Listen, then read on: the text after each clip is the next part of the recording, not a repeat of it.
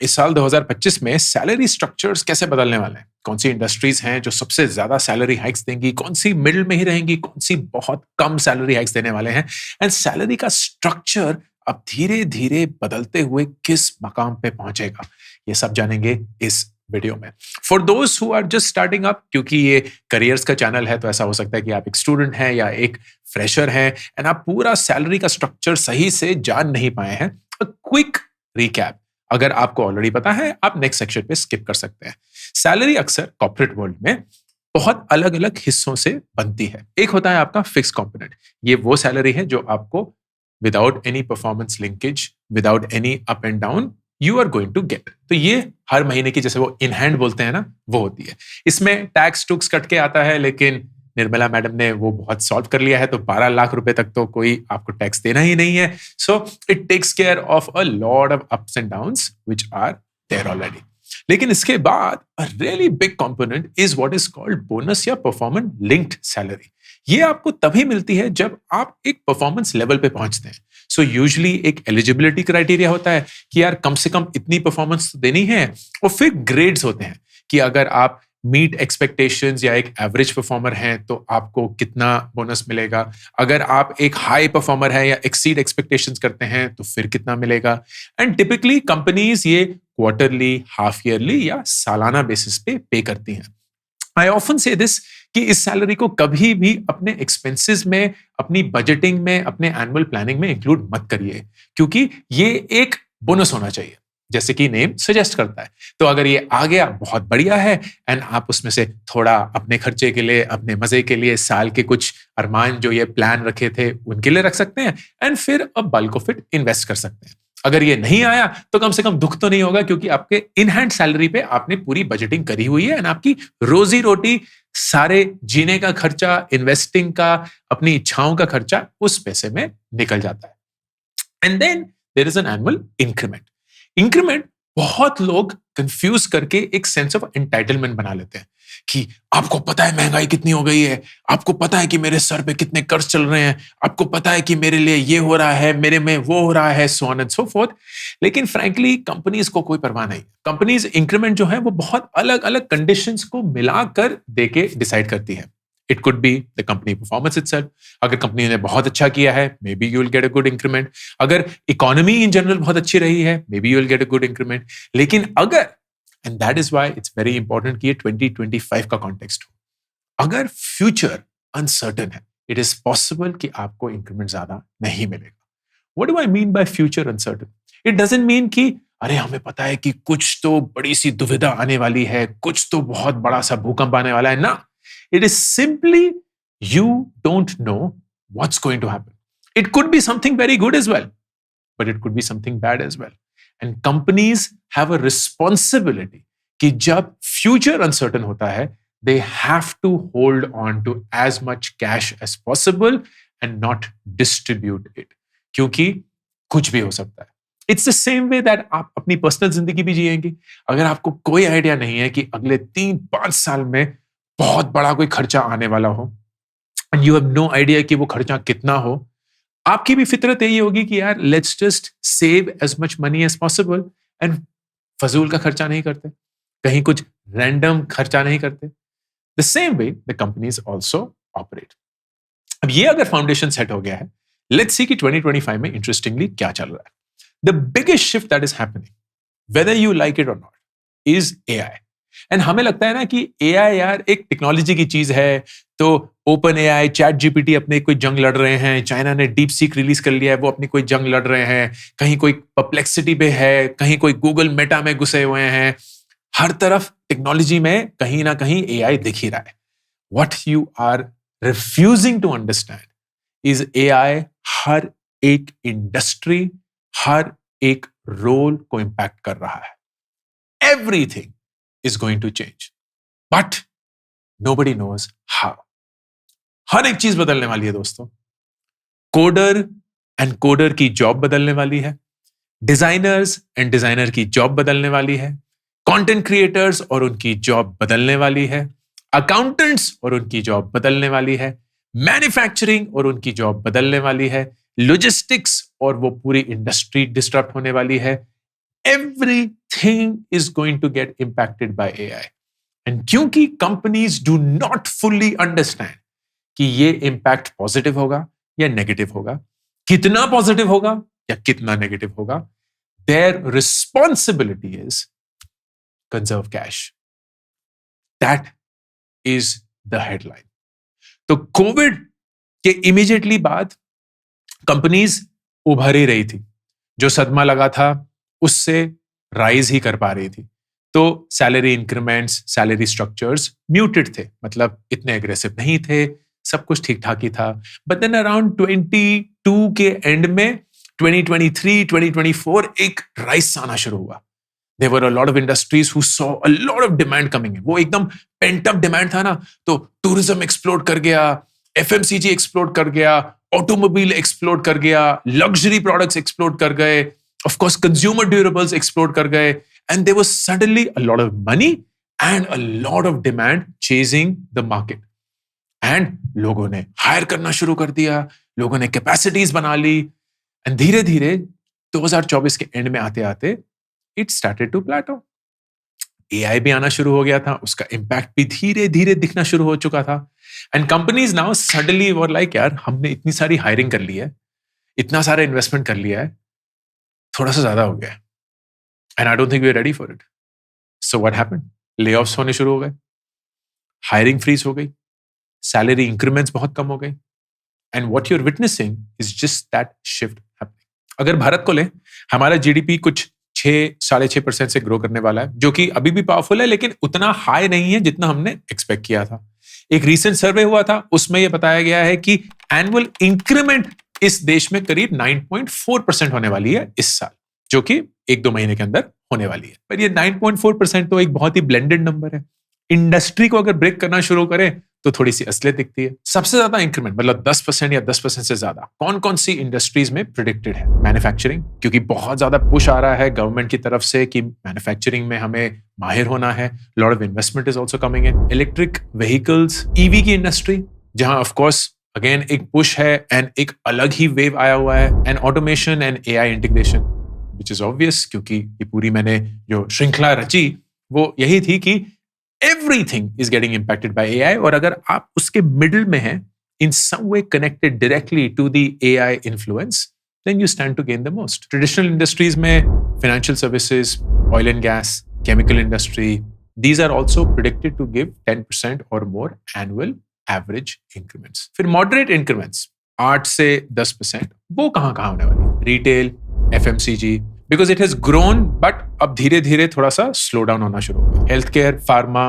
Covid में insane pick हुआ था, अब थोड़ा सा स्टेबलाइज हो रहा है। E commerce, logistics, insane boom था, पर अब धीरे धीरे थोड़ा सा स्टेबलाइज हो रहा है। क्विक कॉमर्स बहुत तेजी से बढ़ रहा है, लेकिन अभी भी थोड़ा छोटा ही है, doesn't occupy the entire e commerce spectrum. और कौन कौन सी कंपनीज है जहां लेसर देन एवरेज इंक्रीमेंट्स मिलना प्रेडिक्टेड है? 5-7% बेयरली। आईटी सर्विसेज, सॉफ्टवेयर डेवलपमेंट, इतना अच्छा पीरियड नहीं है, बहुत सारी कॉस्ट कटिंग चल रही है, कंपनीज बहुत सेफगार्ड कर रही हैं, एआई के चलते कोडिंग बहुत चीप हो चुकी है, and it is certainly putting a pressure on the IT industry. Startups, बहुत अंधा पैसा पिछले 4-5 साल अंदर गया है, लेकिन प्रॉफिटेबिलिटी अब चेज करनी है। Growth is not the only metric, so there will be some sanity in the kind of increments that are being delivered. Edtech, online learning बहुत डिफिकल्ट फेज से गुजर चुका है, तो वहां भी इन जनरल एजुकेशन में it is not going to be a very healthy year as predicted. अगर आप एक टॉप परफॉर्मर है, मतलब in the top 5-10% of the company, you can actually expect an increment of between 15 to 25%, which is crazy, क्योंकि इतना तो आपको stock market में रिटर्न नहीं देगा over at least a 1 year period in a stable fashion. तो you should aim to be in that 5 to 10%. फिर एक मोटा सा मिडल आता है जो कि करीब 60-70% होता है, and they are going to get that average increment. जैसे मैंने बताया, between a 10 to 15% अगर आप एक हाई ग्रोथ इंडस्ट्री में हैं, या मे बी 8 to 12% अगर आप एक मिड इंडस्ट्री में। And then the bottom 20% are not going to see crazy increments. In fact, ऐसा हो सकता है कि वो lay off ही हो जाएं, because a lot of companies have already started to do that. अब इन सब के चलते एक बड़ा interesting सा shift भी witness होने को मिल रहा है, and that is the shift from fixed to variable पे। समझने की कोशिश करते हैं कि एक बिजनेस का जो फाइनेंशियल है या जो इकोनॉमिक्स है वो कैसे देखा जाता है। लेट्स से एक बिजनेस 100 रुपए की सेल करता है। उस 100 रुपए की सेल करने के लिए उसको कुछ पैसे मैंडेटरी खर्च करने ही पड़ते हैं to make that sale happen. So for example, आप फर्ज करिए एक ई कॉमर्स वेबसाइट चला रहे हैं एंड आप कपड़े बेचते हैं। आपने 100 रुपए के कपड़े बेचे।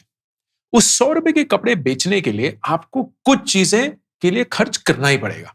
नंबर एक, जो कपड़ा आपने खरीदा या बनाया उसका खर्चा, इट इज कॉल्ड कॉग्स या कॉस्ट ऑफ गुड्स सोल्ड। तो ये सबसे पहला लेयर हो गया। फिर क्योंकि ये ई कॉमर्स वेबसाइट है तो एक पेमेंट गेटवे चार्ज था, वो भी आ गया। मे बी कुछ टैक्सेस वगैरह थे जीएसटी के, वो भी लग गए। फिर आपका shipping charge, packaging cost, customer के लिए घर पे डिलीवर करने के लिए, वो लग गया। फिर एक एम्बेडेड रिफंड रेट भी है या एक रिटर्न रेट भी है, क्योंकि साइज इशू हो गया या पसंद नहीं आया या कुछ भी हो गया। While it may be only 5% of all goods sold, लेकिन वो खर्चा भी उन ट्रांजैक्शंस को फैसिलिटेट करना ही होगा। And then maybe there is a marketing cost या अफिलिएट कॉस्ट कि यार हर ट्रांजैक्शन के लिए हमें इतना मार्केटिंग कॉस्ट तो खर्च करना ही पड़ता है ऑन अ पर ट्रांजैक्शन लेवल। ये सारे खर्चे जो होते हैं they are called variable cost, क्योंकि ये हर एक ट्रांजैक्शन के साथ वेरी करते हैं। That is why variable. इसको अगर आप रेवेन्यू से डिडक्ट करते हैं या माइनस करते हैं, you get something called gross margin.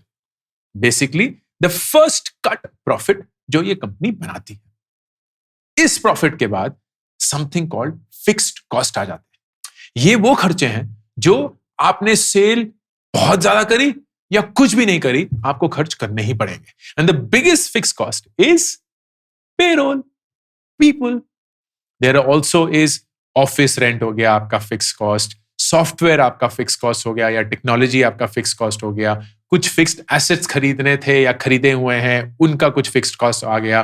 What ever that cases which are basically cost जो खर्च करने ही करने हैं। The goal of every company is जितना भी कॉस्ट हम वेरिएबल कर सकते हैं वो करें और जितना फिक्स कॉस्ट को कम रखें उतना अच्छा। क्यों? क्योंकि gross margin which is revenue में से जब ये सारा वेरिएबल कॉस्ट हटा तो वो जो अमाउंट निकला उसमें से फिक्स कॉस्ट डायरेक्टली माइनस करके आपका प्रॉफिट निकलता है। Earnings before interest, tax, depreciation and amortization, EBITDA। EBITDA एक बहुत इंपॉर्टेंट मेट्रिक है। And whether you are a startup founder or not, whether you are an employee or not, अपने company का EBITDA जानना बहुत जरूरी है फॉर यू टू अंडरस्टैंड कि आपकी सैलरी का इंपैक्ट क्या होने वाला है एंड कब कब। अगर उस कंपनी का EBITDA नेगेटिव है, मतलब लॉस में है, या पॉजिटिव है लेकिन अच्छे से ग्रो नहीं कर रहा, ये जाहिर सी बात है कि आपकी सैलरी सही से नहीं बढ़ने वाली। आपको वो ग्लैमरस 20-25 इंक्रीमेंट नहीं मिलने वाला, because it's been a tough year या the business is still bleeding, मतलब स्टिल लूजिंग मनी। लेकिन अगर आपकी कंपनी का EBITDA पॉजिटिव है और अच्छे से साल दर साल ग्रो कर रहा है, इट इज क्वाइट पॉसिबल कि आपको वो इंक्रीमेंट जो आपको चाहिए जिंदगी में मिलेगा। Because even if you are an average performer, the company has done so well कि एवरेज परफॉर्मर्स को भी 20% या 15% इंक्रीमेंट मिल चुकी है। What companies are now wanting to do is कि यार ये जो फिक्स कॉस्ट है ना पेरोल वाला, बहुत ज्यादा है। How can we variabilize it? हम कैसे किसी की सैलरी को एक फिक्स्ड और एक वेरिएबल स्ट्रक्चर में कन्वर्ट कर पाए? क्यों? क्योंकि अगर ये वेरिएबल स्ट्रक्चर हम कहीं रेवेन्यू या टॉप लाइन से फिक्स कर दें या पेग कर दें या उससे जोड़ दें, तो हमें यह पता है कि जब हम 100 रुपए की सेल करेंगे हम इतना खर्चा पेरोल पे डालेंगे, which will become a variable खर्चा, and the fix cost impact will be lesser. For example, अगर आप सेल्स में एंड आपको बोला जाए कि यार जब भी आप कोई सेल करेंगे उसका 5% आपको बोनस मिलेगा, तो आप 100 रुपए की सेल करो, 5 रुपए आपके। Now that is converting your salary from fixed two variable. And it is possible कि अगर आप एक हाई ग्रोथ इंडस्ट्री में हैं, एक हाई ग्रोथ कंपनी में हैं, जहां टॉप लाइन बड़े अच्छे से बढ़ रहा है एंड आपका वेरिएबल उस टॉप लाइन से या उस रेवेन्यू से पेग्ड है, you will end up making far more money than you will अगर आप सिर्फ एक फिक्स सैलरी लेंगे. अ गुड एग्जांपल इज बारिक्रू. हमारी team, we have a fixed salary which अगर आप एक फुल टाइम एम्प्लॉय हैं मार्केट कंडीशंस पे पेग होता है, एंड अगर आप एक इंटर्न है तो एक फिक्स स्टाइपेंड है 10,000 रुपए का. लेकिन we also have something called profit sharing, कि हर क्वार्टर इस कंपनी में जितना भी प्रॉफिट बनेगा उसका 10% टीम में बटेगा एज परफॉर्मेंस बोनस या प्रॉफिट शेयरिंग. तो जब जब कंपनी प्रॉफिट बनाएगी आपको बहुत पैसा मिलेगा, अगर कंपनी प्रॉफिट नहीं बनाएगी तो उतना नहीं मिलेगा. But what happens because of that is कि अगर एक इंटर्न 10,000 रुपए महीना कमाता है, मतलब साल के 1,20,000 रुपए, और वो बोलता है यार ठीक ही है, मतलब as an intern it's not bad money but it's not great money as well. लेकिन जब वो प्रॉफिट शेयरिंग ऐड हो जाता है, देन देर आर क्वार्टर्स जब एक एक इंसान 1-1 लाख रुपए कमाता है, 1.5 लाख रुपए कमाता है, मतलब साल के वो 4 से 6-8 लाख रुपए कमा सकते हैं by simply enjoying that profit share. तो वो 1,20,000 रुपए का fixed can become a total salary of 8 to 9 lakhs per year, which is actually what most of our interns earn. And that is a great way for a business to say, यार मुझे अपने cost को वेरिएबलाइज करना है. This for me is the trend going forward.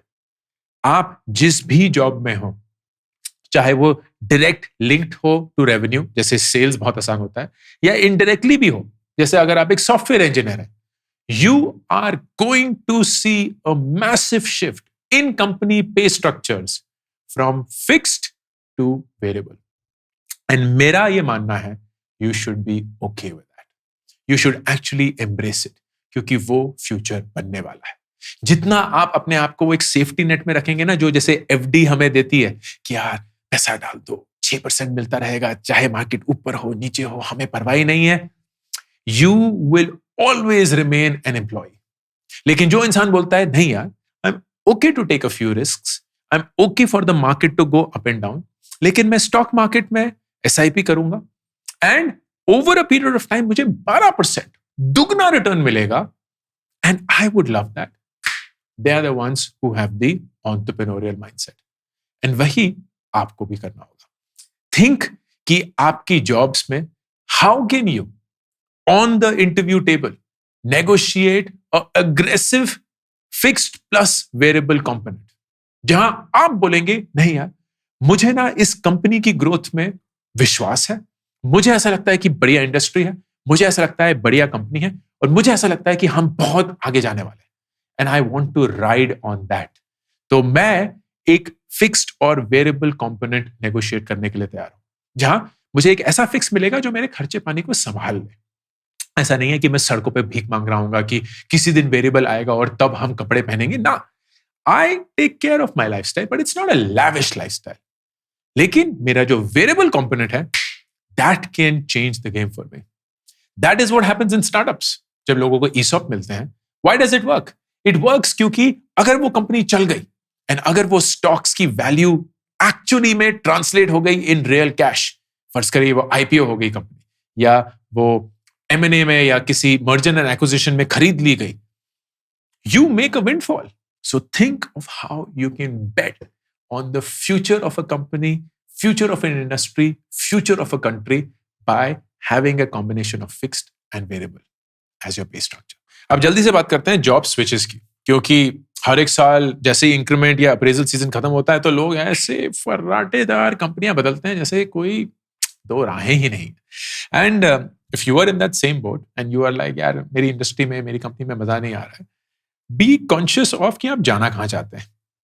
सिर्फ एक salary bump के लिए प्लीज चेंज मत करिए, क्योंकि वो बहुत शॉर्ट टर्म थिंकिंग होती है. हाँ वो सैलरी बम्प आपको मिल जाएगा, लेकिन फिर वही 6-12 महीने में आप एक और जंप लेने की सोच रहे होंगे और आपने वो कोर स्किल्स नहीं बनाए होंगे कि you can truly become the master in your industry, चाहे वो जो भी इंडस्ट्री जो भी फंक्शन हो. सो नंबर 1, प्लीज उन्हीं इंडस्ट्रीज में मूव करिए जहां आपको पता है एक फ्यूचर है एंड ग्रोथ है. ग्रोथ एंड साइज, ये दोनों चीजें सबसे इंपॉर्टेंट है. अगर वो एक बड़ा साइज है या एक बहुत अच्छा ग्रोथ है, that is where you want to be. जिन जिन लोगों ने 4, 5, 10 साल पहले ई कॉमर्स इंटरनेट पे बेट लिया, वो बहुत रिस्की बेट था, but look at where they are. जिन जिन लोगों ने क्रिप्टो में 5, 10 साल पहले बेट लिया, बहुत रिस्की बेट था, but look at where they are. जिन जिन लोगों ने एआई में 5, 10 साल पहले बेट लिया, बहुत रिस्की मूव था, but look at where they are. So you will always want to be जहां ग्रोथ है, जहां साइज बड़ा होता जा रहा है, because that is where the future will lie, that is where talent will be scarce. बहुत रिस्क होगा, but you can actually make yourself a fortune अगर आप एक ऐसी इंडस्ट्री ज्वाइन करते हैं जहां आपको मजा आता है एंड आपको पता है फ्यूचर वही है। एंड फाइनली 2025 ही नहीं, किसी भी साल में जीतने के लिए कौन कौन सी चीजें हैं which you will have to learn, you have no choice, क्योंकि दुनिया बदल चुकी है। Number 1, AI automation and technology. चाहे आपको टेक्नोलॉजी पसंद है, नहीं पसंद है, चाहे आपको एआई डरावना लगता है या सुहावना लगता है, you have no choice but to understand it. Expert नहीं बनना है, कोडिंग नहीं करनी है, लेकिन समझना जरूर है। Start using AI in your daily needs, बनाने के लिए नहीं, उसको निखारने के लिए। So don't use ChatGPT to say draft an email for blah blah blah blah, ना, खुद ईमेल लिखिए और फिर ChatGPT को बोलिए improve that email, make it crisper, make it more impactful, give me feedback on it, क्योंकि उससे you will use AI to become your best friend, you will actually use it to elevate your game. Number 2, critical thinking, leadership thinking. अपने आप को एक leader बनाइए, चाहे आप fresher हो, जूनियर हो, मिडिल मैनेजमेंट हो। लीडरशिप सोचती कैसे है, लीडरशिप आती कहां से है, वो कोई भी इंसान किसी भी वक्त पे जान सकता है। उसके लिए जरूरी नहीं है कि आप एक लीडर बने। तो आस्क योरसेल्फ कि यार ये कंपनी ये डिसीजन क्यों ले रही है, ये टीम क्यों बंद हो रही है, ये प्रोडक्ट क्यों शेल्व हो रहा है, इसका प्राइस क्यों बढ़ गया है, ये मार्केट क्यों चेंज हो रही है। Understand why businesses make those decisions, understand कि क्यों ये डिसीजंस इंपैक्टफुल हैं, अंडरस्टैंड कि क्यों इंक्रीमेंट्स नहीं आ रहे हैं। कंप्लेन करके एक एम्प्लॉय के माइंडसेट में मत रहिए। हमारे देश की सबसे बड़ी प्रॉब्लम है कंप्लेनिंग। नेशनल पास टाइम है हमारा, हर एक चीज के बारे में हम कंप्लेन करते रहते हैं, लेकिन जो इंसान उस कंप्लेन से बाहर निकलकर सही सवाल पूछता है ना, they get clarity, they get conviction, वो इंसान बनिए, वो लीडर बनिए। और नंबर 3, सबसे ज्यादा जरूरी, रिमेन अ स्टूडेंट। जो भी चीजें आपको जाननी है, आपके काम में आपकी मदद करेंगे, वो बहुत जल्दी से बदल रही हैं एंड बदलती ही रहेंगी। जो आपने कॉलेज में पढ़ा, जिसका सर्टिफिकेशन आपने लिया, जो डिग्री आपने ली, वो बहुत जल्दी खत्म हो जाएगा, उसका वजूद ही उड़ जाएगा। But something new will come and वो नई चीज आपको सीखनी पड़ेगी बिना कॉलेज गए, बिना डिग्री हासिल किए हुए। And the only way that will happen is if you understand कि सीखते कैसे, इफ यू अंडरस्टैंड कि नई चीज जानते कैसे, उसके बारे में जिज्ञासा कैसे उत्पन्न करते हैं। How do you become a student whenever you have to become a student? How do you learn something whenever you have to learn something? ये एक ऐसा स्किल है दोस्तों, जो अगर आपने सीख लिया, nobody can ever touch you. लेकिन अगर आपके दिमाग ने जंग खा लिया, then it's game over. अगर आपने ये सोचा कि पढ़ाई कॉलेज के बाद खत्म हो जाती है, गेम ओवर। अगर आपने ऐसा सोचा कि मुझे जो पता करना था मैंने कर लिया, गेम ओवर, बिकॉज तब तो आपको कोई नहीं बचा सकता। तो बहुत लंबा सा वीडियो हो गया है एंड आई होप यूजफुल भी रहा। काफी चीजें कवर करी। बताइएगा कमेंट सेक्शन में what all do you agree with, what all are you still confused with. जवाब देने की पूरी कोशिश करूंगा। ये अंकुर वारिकू का ऑफिशियल करियर्स यूट्यूब चैनल है, जो हमने हाल ही में शुरू किया है। सब्सक्राइब करिए and I hope you continue watching. Ankur Warikoo signing off.